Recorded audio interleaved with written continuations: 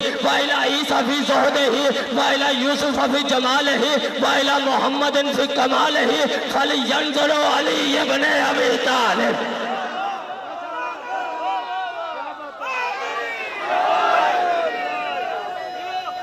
توجہ، میں تفصیل میں نہیں جاؤں گا، بہت جلدی سے آگے بڑھنا چاہتا ہوں. اللہ کے نبی فرما رہے ہیں کہ علی میرا وہ بھائی ہے جو صرف اس دنیا میں ہی میرا بھائی نہیں بلکہ جو آخرت میں بھی میرا بھائی ہے. اللہ کے رسول نے فرمایا جس نے علی کی ایک فضیلت کو ذکر کیا، توجہ فرمائیے گا، جس نے علی کی ایک فضیلت کو ذکر کیا اللہ اس کے پہلے کے اور بعد کے سارے گناہ معاف کر دے گا.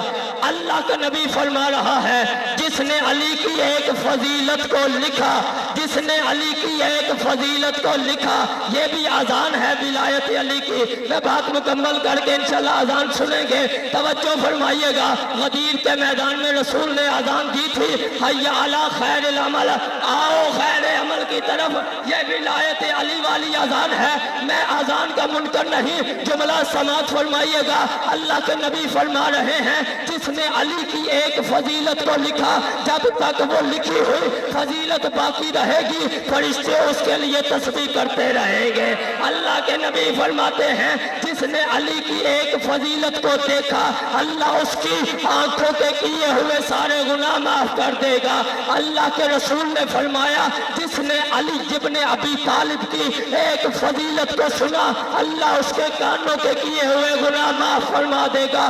ثم قال رسول اللہ صلی اللہ علیہ وآلہ وسلم النظر ہو وجہ علی عبادہ لأنہ وجہ وجہ اللہ وذکر ہو عبادہ لأنہ ذکر ہو ذکر اللہ وحب ہو عبادہ لأنہ حب ہو حب اللہ وعطاعت ہو عبادہ لأنہ عطاعت ہو عطاعت اللہ. لا يقبل ایمان عبدن الا بولایت علی والبراءۃ من اعداء علی. اللہ کے نبی فرما رہے ہیں کہ جو بندہ بھی علی کے چہرے کی طرف دیکھے اس کی عبادت ہے، کیونکہ علی کے چہرے کی طرف دیکھنا علی کے چہرے کی طرف دیکھنا نہیں بلکہ اللہ کے چہرے کی طرف دیکھنا ہے. علی کا ذکر عبادت ہے کیونکہ علی کا ذکر نہیں بلکہ اللہ کا ذکر ہے. علی کی محبت عبادت ہے کیونکہ علی کی محبت نہیں بلکہ اللہ کی محبت ہے. اللہ اس وقت تک کسی بندے کے ایمان کو قبول ہی نہیں کرتا جب تک ولایت علی کا قائل نہ ہو اور ولایت کے دشمن پہ بے شمار نہ کر.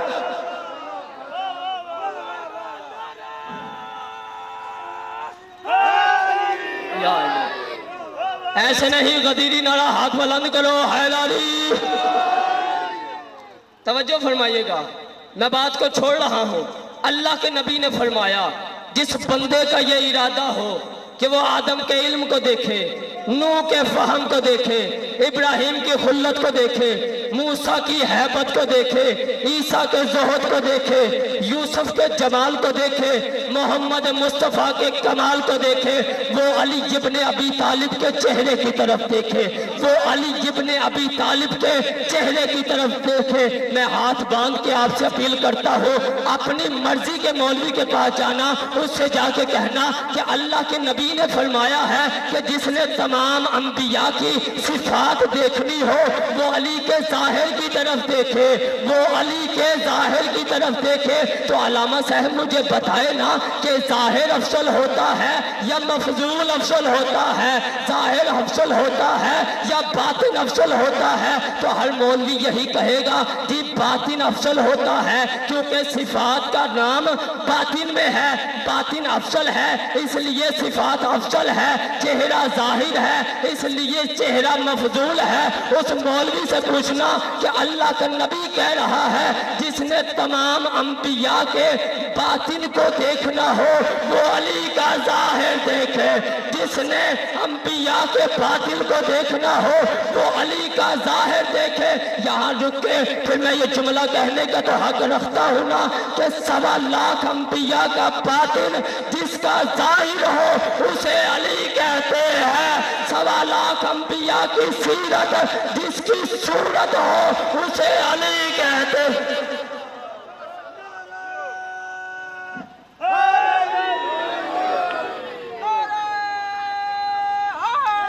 یا اللہ، توجہ ہے صاحبان کی. اگر لوگ غدیر کو یاد رکھتے تو کربلا نہ ہوتی. توجہ توجہ، اگر لوگ غدیر کو یاد رکھتے تو کربلا نہ ہوتی. بندے کہتے ہیں جس شیعوں نے مارا تھا اور انہیں بد دعا ہے، یہ خود ہی ماتم کرتے ہیں. اپنے مذہب کی حقانیت ثابت کرنا ہمارا حق ہے. اچھا مارا شیعوں نے تھا، ماتم وہ اپنے سینے پہ کرتے ہیں، تکلیف تمہیں کیوں ہوتی ہے؟ توجہ توجہ توجہ، ماتم وہ اپنے سینے پہ کرتے ہیں، تکلیف تمہیں کیوں ہوتی ہے؟ آؤ بتاؤں کس نے مارا تھا حسین کو؟ ایک طرف تھا یزیدی فوج کا سربراہ یزید، جس نے اپنی تمام فوج کو حسین کو شہید کرنے کے لیے بھیجا تھا. وہ لا الہ الا اللہ پڑھتے تھے، وہ محمد الرسول اللہ پڑھتے تھے. میں بتاؤں گا کہ کس نے حسین کو شہید کیا. وہ لا الہ الا اللہ پڑھتے تھے، وہ محمد الرسول اللہ قبلہ پڑھتے تھے. ادھر جو حسین کی طرف تھے، حسین بادشاہ نے ایک بندے سے پوچھا کہ مجھے کیوں قتل کرنا چاہتے ہو؟ اس نے کہا لے بغض کا عبیق، ہم تمہارے پاپا کی دشمنی میں تمہیں مارنا چاہتے ہیں. یعنی حسین والے تھے علی ولی اللہ والے، حسین والے تھے علی ولی اللہ والے، یزید والے تھے لا الہ الا اللہ محمد الرسول اللہ والے. آؤ ہمارا کلمہ سنو، ہمارا کلمہ ہے لا الہ الا اللہ محمد الرسول اللہ علی ولی اللہ وصی رسول اللہ و خلیفۃہ بلا فضل. اگر تو یزید کلمے میں علی ولی اللہ پڑھتا تھا تو پھر ہم نے مارا، اگر نہیں پڑھتا تھا تو پھر کس نے مارا؟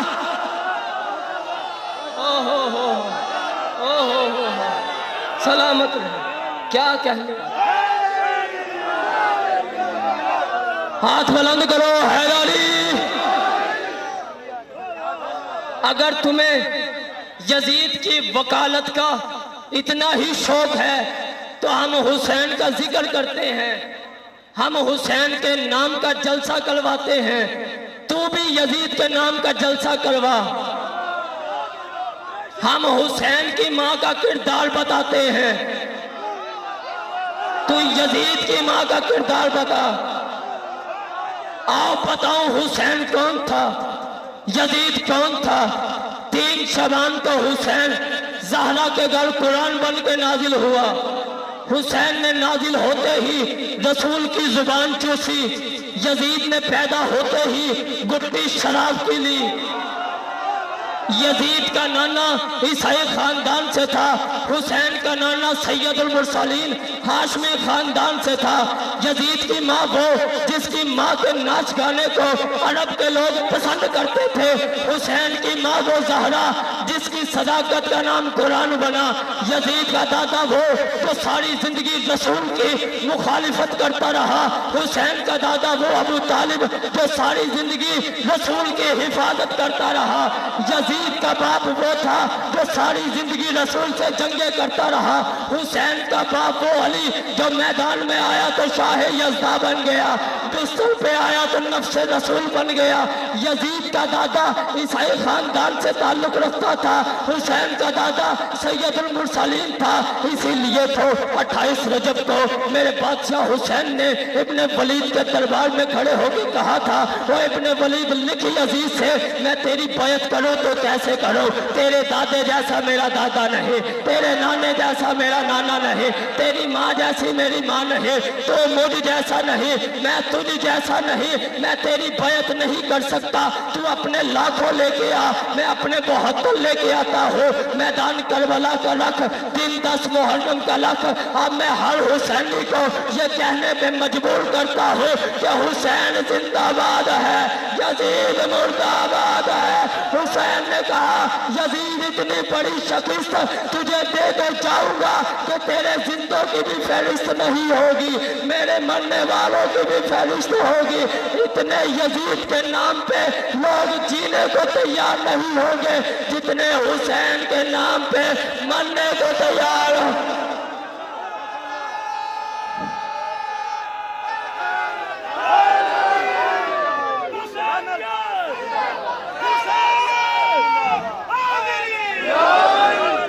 لبیک یا حسین، لبیک یا حسین، لبیک یا حسین، لبیک یا حسین، لبیک یا حسین، لبیک یا حسین، لبیک یا حسین۔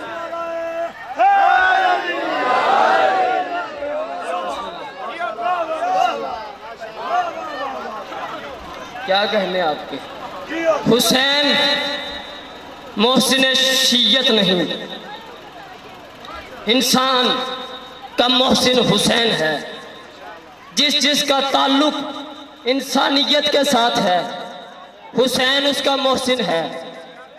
میرے توجہ کیجیے گا، ہمارے پاکستان میں ایک شہر ہے ننکانہ صاحب، ایک سکھ کے نام پہ ہے وہ شہر۔ تذکرۃ الاولیاء علی حجویری لاہور والے داتا صاحب نے کتاب لکھی، انہوں نے اس واقعے کو لکھا کہ وہاں کا بزرگ تھا جس کا نام تھا گرو نانک۔ گرو نانک کا ایک وطیرہ تھا، ایک عادت تھی، چاند محرم کا طلوع ہوتا تھا، گرو نانک سایہ چھوڑ کے دھوپ میں آ جاتا تھا۔ 10 دن محرم کے گرو نانک ٹھنڈا پانی نہیں پیتا تھا۔ مریدوں نے آگے بڑھ کے کہا کہ بابا جی ہمیں آپ کا یہ کرنا سمجھ میں نہیں آتا کہ چاند محرم کا طلوع ہوتا ہے، آپ سایہ چھوڑ کے دھوپ میں آ جاتے ہیں، 10 دن محرم کے آپ ٹھنڈا پانی نہیں پیتے۔ گرو نانک نے کہا اچھا مجھے بتا کہ یہ دن کس کے ہیں؟ انہوں نے کہا جی یہ دن تو حسین ابن علی کے دن ہے۔ گرو نانک کہتا ہے میں اسی حسین کی یاد میں بیٹھا ہوں،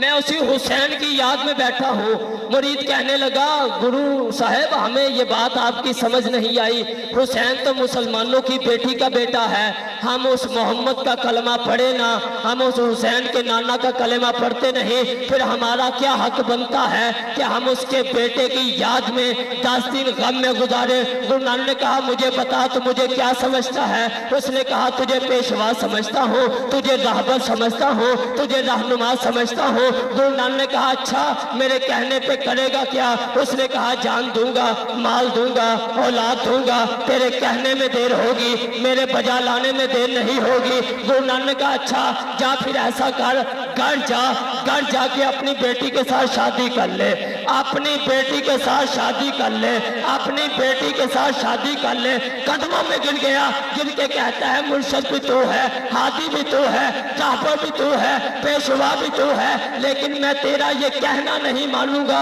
گرو نانک نے کہا تجھے کس بات نے روکا ہے کہ تم میرا کہنا نہیں مانتا؟ کہتا مرشد کروں تو کروں کیا، اس بات کی مجھے میرا ضمیر اجازت نہیں دیتا، اس بات کی مجھے میرا ضمیر اجازت نہیں دیتا۔ گرو نانک نے کہا جاہل، اسی ضمیر کا نام حسین۔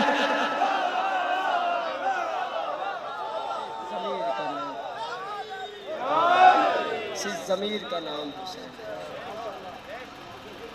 تیرے بالوے آقا سلام پیش کرتے ہیں، میرا سلام ہو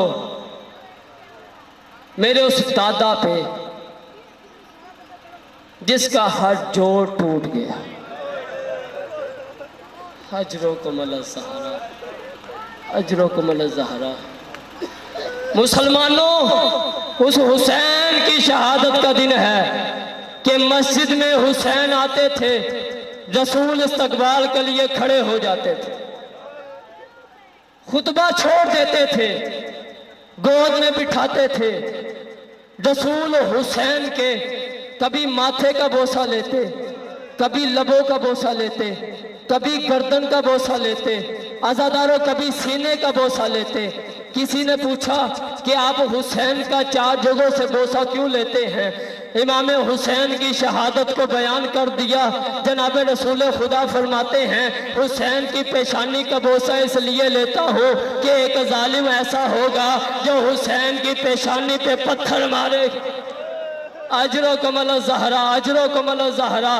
پوچھا گیا کہ حسین کے لبوں کا بوسہ کیوں لیتے ہیں؟ کہا کوفے کا شہر ہوگا، ایک منبر پہ ظالم بیٹھا ہوگا، اس کے ہاتھ میں ایک چھڑی ہوگی، وہ حسین کے لبوں پہ مارے گا۔ ایک بندہ پوچھتا ہے آپ پھر گلے کا کیوں بوسہ لیتے ہیں؟ رسول رو کے فرماتے ہیں اس وجہ سے گلے کا بوسہ لیتا ہوں، حسین کے گلے پہ شمر کند خنجر چلائے گا، 13 ضربوں سے شہید کرے گا۔ پوچھنے والے نے پوچھا کہ آپ حسین کے سینے کا بوسہ کیوں لیتے ہیں؟ وہ کے فرماتے ہیں اس کی وجہ یہ ہے کہ شام غریبہ کی رات ہوگی، گھوڑوں کی ٹاپوں تھلے آ کے حسین کی پسلیاں توڑ جائیں۔ اجرکم اللہ۔